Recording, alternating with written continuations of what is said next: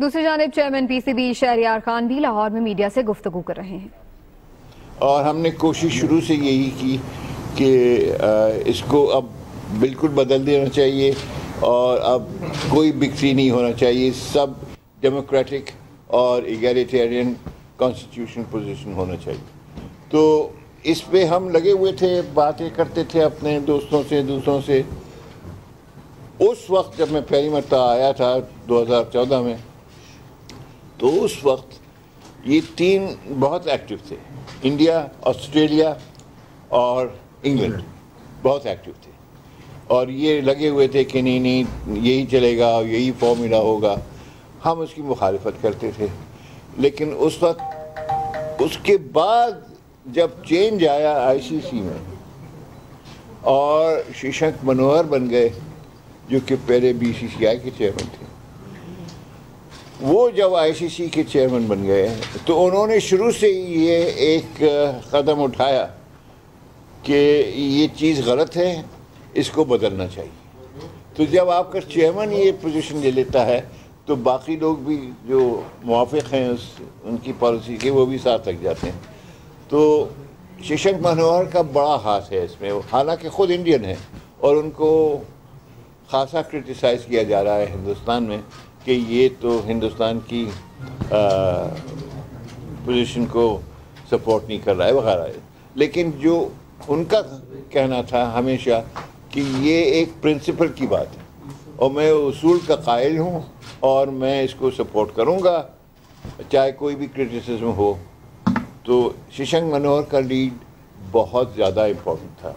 دوسرے پھر ہم لوگ جو کہ سب سے زیادہ افیکٹڈ تھے بگ تھری سے۔ دیکھیے بگ تھری کا اثر کس پر ہوا ہے سب سے زیادہ؟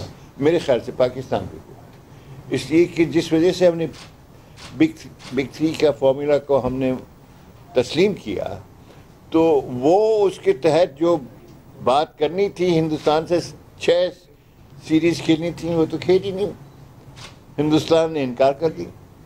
کبھی کہتے ہیں کہ 10 سپورٹس کو آپ نے کیوں دیا، کبھی کہتے ہیں کہ ہماری حکومت اجازت نہیں دے رہی، کچھ نہ کچھ ایکسکیوز لے آتے تھے۔ غرض یہ ہے کہ 6 سیریز میں سے 3 تو نکل گئیں اور وہ ہم سے کھیلیں گے، اس سے ہمارا بہت نقصان، فائنینشیل نقصان ہوا کہ جب بھی ہم ہوم سیریز کھیلتے ہیں ہندوستان سے، ہمارے بجٹ میں بہت اضافہ ہو جاتا ہے۔ اور کچھ لوگوں کا کہنا یہ بھی تھا کہ جی ان کا بھی نقصان ہوتا ہے اگر نہیں ہوتی ہیں میچز، تو صرف آپ کا نہیں ہے۔ نہیں، ہمارا نقصان جو ہے بہت زیادہ ہے۔ کیوں کہ Hindustan is the richest board in the world, سب سے زیادہ ان کے پاس، تو ان کو پاکستان سے نہ کھیلنا ایک اتنا امپورٹنٹ نہیں ہے جتنا کہ ہمارے لیے امپورٹنٹ ہے۔ اور ہماری تمام ڈیولپمنٹ رکی ہوئی ہے، ہمارے جیسے ہم اسلام آباد میں ہمیں جگہ مل گئی ہے لیکن اسٹیڈیم نہیں بنا سکے ہیں، اب گوادر میں بنانا چاہ رہے ہیں، وہ بھی نہیں بنا سکے۔ تو اس وجہ سے فائنینشیل نقصان ہمیں بہت ہوا ہے، اور جتنا ہمیں ہوا ہے اور کسی کو نہیں ہوا۔ تو اس وجہ سے ہم تو لگے ہوئے تھے کہ اس کو چینج کیا جائے، اور ہمارے ساتھ اب آسٹریلیا اور انگلینڈ بھی ہمارے ساتھ ہے، وہ بھی کہتے ہیں کہ نہیں جی یہ چینج ہونا چاہیے۔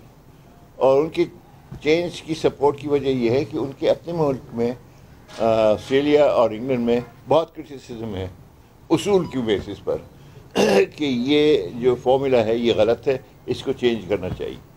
غرض یہ ہے کہ اپریل میں جب میٹنگ ہوئی تو ایک نیا کانسٹیٹیوشن پیش کیا آئی سی سی نے۔ وہ کانسٹیٹیوشن -3 تھا، یعنی جو ہم کہہ رہے تھے اسی کے مطابق تھا، اور وہ کانسٹیٹیوشن جو نیا آیا اس میں بہت سی اور بھی چیزیں تھیں۔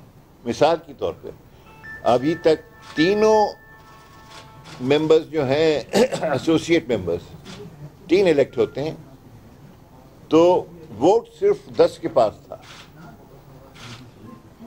ان تینوں کو ووٹ نہیں تھا۔ اب نئے کانسٹیٹیوشن کے تحت ان کو بھی ووٹ مل جائے گا، تو اب 10 سے 13 ہو جائیں گے۔ ایسی بہت سی اور بھی چھوٹی موٹی چینجز تھیں، لیکن بنیادی طور پر 2 علاقے تھے جہاں کے مین چینج تھی۔ ایک تو فائنینشیل ڈسٹریبیوشن جو ہوگا آئی سی سی کے پروفٹ سے وہ کیا ہوگا. وہ یہ نہیں ہوگا کہ جو پہلے تھا کہ 3 بگ 3 کو سب مل جاتا ہے، قریب قریب بہت مل جاتا تھا. اب اس میں چینج لانا ہے. تو ایک تو فائنینشیل ماڈل تھا، اس میں کیا چینج لائیں. دوسرا گورننس کا تھا کہ گورننس کے بارے کہ ایسوسیٹس کے کتنے ووٹ ملیں گے وغیرہ وغیرہ. تو اس وجہ سے 2 پہلو تھے اس نئے کانسٹیٹیوشن کے، financial model and governance model. ان میں چینجز آئے تھے اور ہمارے نقطۂ نظر سے خوش آئین چینجز تھے وہ. تو پھر ہوا یہ کہ اپریل میں جب یہ چینجز آئے تو اس کی مخالفت 2 ممالک نے کی، انڈیا اور سری لنکا. انہوں نے کہا کہ نہیں، ہم اس کو منظور نہیں کرتے، ہم اس کے خلاف ووٹ دیں گے. انہوں نے اس کے خلاف ووٹ بھی دیا، لیکن باقیوں نے سب نے سپورٹ کیا. تو یہ اس وجہ سے وہ اس وقت پاس ہو گیا تھا. اور اب پوزیشن یہ تھی جب ہم اس میٹنگ میں آئے ہیں کہ بھائی ماڈل تو پاس ہو گیا ہے، کانسٹیٹیوشن تو پاس ہو گیا، اب اس کو اگر چینج کرنا ہے تو پھر اس کے خلاف ووٹ ہونا چاہیے. تو شیشنگ صاحب نے سب کو موقع دیا بات چیت کرنے کا. ہم نے بہت ہی سختی سے کہا کہ نہیں، یہی ہونا چاہیے اور ہم اس کو سپورٹ کرتے ہیں. اور باہر بھی ہم نے بات کی. مثلاً میں نے زمبابوے سے بات کی کہ بھائی دیکھو، تمہیں یہ نئے کانسٹیٹیوشن میں اب وہ جو پہلے تھا اس میں ترمیم آ گئی. پہلا اپریل کانسٹیٹیوشن کے بعد اب آپ کو ڈیموٹ نہیں کریں گے، یعنی جو آپ کی رائٹس ہیں ایز اے فل ممبر وہ ہم برقرار رکھیں گے. دوسرے جو ان کا فائنینشیل اینگل تھا اس کو ہم نے کہا کہ ہم اس کو درست کریں گے، آپ کو اور دیں گے ڈسٹریبیوشن. زمبابوے اب کے خاموش بیٹھا، معنی یہ کہ جو موشن تھا اس کو انہوں نے اپوز نہیں کیا. پہلے تو انہوں نے ایبسٹین کیا تھا، اب کہ ایبسٹین نہیں کیا. اب فائنینشیل ماڈل کو انڈیا نے بڑی سختی سے مخالفت کی، یہاں تک کہ ہم کو انہوں نے ایک اپنا خط جو ہے وہ سب ڈائریکٹرز کو دیا کہ جی ہم اس کی مخالفت کرتے ہیں، ہمیں اور وقت ہونا چاہیے، اس کو جون میں فائنلائز نہیں ہونا چاہیے، اور اس وقت بھی ہم اس کے خلاف ہیں. اور انہوں نے اپنی وجوہات دیے کہ ہم کیوں خلاف ہیں. وہ انہوں نے سرکولیٹ کیا اور ایک قسم سے انہوں نے دبے الفاظوں میں دھمکی دی کہ اگر آپ ہماری بات نہیں مانتے تو پھر ہم we reserve the right to take action according to our interests. تو یہ خط سرکولیٹ ہوا. اس خط کے سرکولیٹ ہونے کے باوجود سب نے پھر وہی ووٹ دیا جو کہ پہلے تھا. بلکہ فائنینشیل اینگل پہ سری لنکا نے بھی کوئی الفاظ نہیں کہے مخالفت کے. تو مقصد یہ تھا کہ فائنینشیل اینگل میں صرف ہندوستان مخالفت کر رہا ہے. جب گورننس پہ آئے تو اس وقت سری لنکا زیادہ بولا کہ نہیں، ہم اس کے خلاف ہیں اور ہمارے جو ریزرویشنز تھے ان پر کوئی بات چیت نہیں ہوئی ہے وغیرہ، اور اس کو اسٹیم رول کیا جا رہا ہے، تو ہم اس کے خلاف ہیں، ہمیں اور وقت ہونا چاہیے تاکہ ہم اس چیز یہ نیا کانسٹیٹیوشن اس پہ ہم کچھ بات چیت اور نیگوشیٹ کر سکیں. یہ بھی اچھا، اس پر ہندوستان نے زیادہ تقاضا نہیں کیا، یعنی گورننس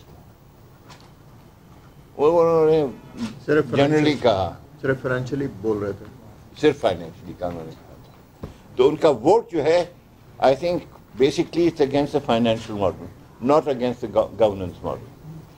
تو یہ جب باتیں ہو گئیں تو ششانک صاحب، اچھا بیچ میں ششانک صاحب نے اپنا ریزگنیشن دے دیا تھا، آپ کو یاد ہوگا. جی جی. اور تو ہمیں تو خاص طور سے پریشانی ہوئی کہ اس لیے کہ اصول کی بنا پر یہ سپورٹ کر رہے تھے نئے کانسٹیٹیوشن کو. بڑی مشکل سے ان سے باتیں کی، ان سے کوشش کی اور ان کو پرسویٹ کر لیا، مائل کر لیا کہ نہیں ابھی آپ نہ کریں، جب تک کہ جون تک آپ رہیں، پھر اس کے بعد उसके बाद फिर देखा जाएगा, नया चेयरमैन सिलेक्ट होगा। तो वो मान गए। तो इसी वजह से शशांक मनोहर साहब चेयरमैन इस वक्त थे और जून की एनुअल कॉन्फ्रेंस में भी वही होंगे। ये भी अच्छी बात है इसलिए कि शशांक मनोहर साहब, जैसे मैंने कहा, उन्होंने इसकी लीड ली हुई थी। अब सिचुएशन ये है कि अप्रैल में पास हो गया 10 to 2.5, एक एब्सटेंशन। इस मरतबा यानी मई में या अप्रैल में यही कॉन्स्टिट्यूशन जो है इसको फिर पास किया गया दोबारा। और अब इम्कान ये है और सख्त इम्कान ये है कि जिन लोगों ने इस वक्त और पिछली मीटिंग में सपोर्ट दी वो जून में भी इसकी सपोर्ट देंगे, फिर जून में ये फाइनल हो जाएगा, यानी it will become kind of law of the ICC. और जब ये फाइनल हो जाएगा तो इंशाल्लाह बिग थ्री का रेजोल्यूशन जो है वो डूब चुका होगा और उसकी जगह एक नया कॉन्स्टिट्यूशन होगा। तो इसमें मैं नहीं कहूँगा कि सिर्फ हम थे, लेकिन सबसे ज़्यादा अफेक्टेड जो थे पाकिस्तान था। और पाकिस्तान ने बुलंद आवाज़ से ये कहा कि हम इसको अब मंजूर नहीं करेंगे। हमारी जिस बिना पर हमने साइन किया था उस पर हिंदुस्तान ने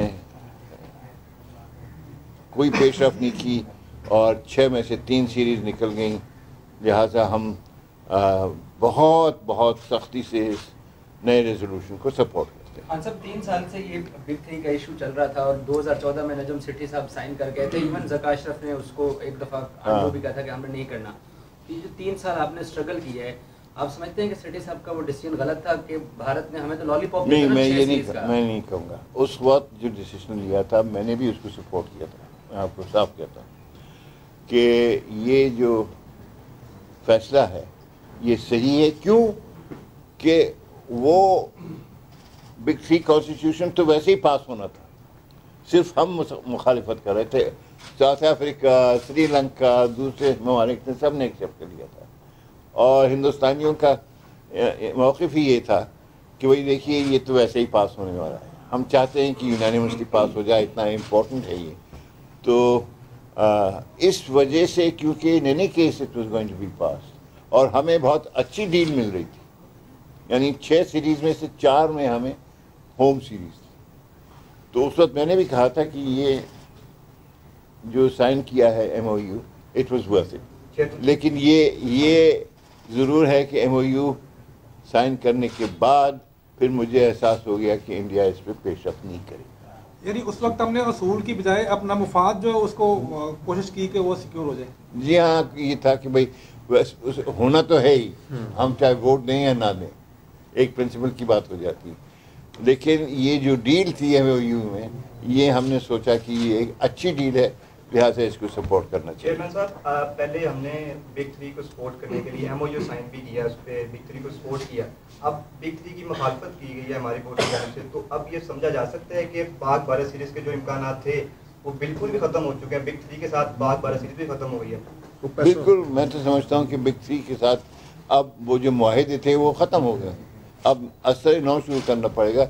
ये जो बाकी रह गया है हिंदुस्तान के साथ जो हमने सीरीज़ का मुआहदा किया था, वो मुझे लगता है कि अब बेकार। तो खान साहब जो खसारा कह रहे हैं आप 3 सीरीज नहीं हुई, तो उस खसारे में आप अब जा रहे हैं कोर्ट में, जी, तो फिर जी। अगर वो मुआहदा ही खत्म हो गए तो फिर उसको कोर्ट में फाइट करने का क्या आई फायदा? मीन इन प्रिंसिपल तो ख़त्म नहीं हुआ है, लेकिन हम ये कह रहे हैं कि क्योंकि आपने इस पर पेशरफ नहीं की, ये MOU नहीं है, ये कॉन्ट्रैक्ट है, लीगल कॉन्ट्रैक्ट है, और आपने लीगल कॉन्ट्रैक्ट नहीं माना, उस पर पेशरफ नहीं, लिहाजा हम आपके ख़िलाफ़ लीगल केस अब कर रहे हैं। और ये मैं जब उनसे मिला, अभिषेक चौधरी साहब से जो लीड कर रहे थे इंडियन डेलीगेशन, उनसे मैं मिला, मैंने कहा कि भाई हमारे ताल्लुकात बोर्ड के दरमियान तो हमेशा अच्छे रहे,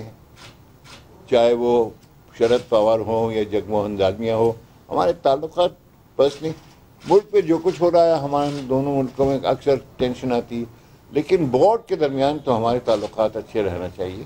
तो इस वजह से हमने कोशिश ये की थी कि हम आपके ख़िलाफ़ केस ना करें और ये मसला तय हो जाए बायलैटरली और आप हमसे क्रिकेट खेलें।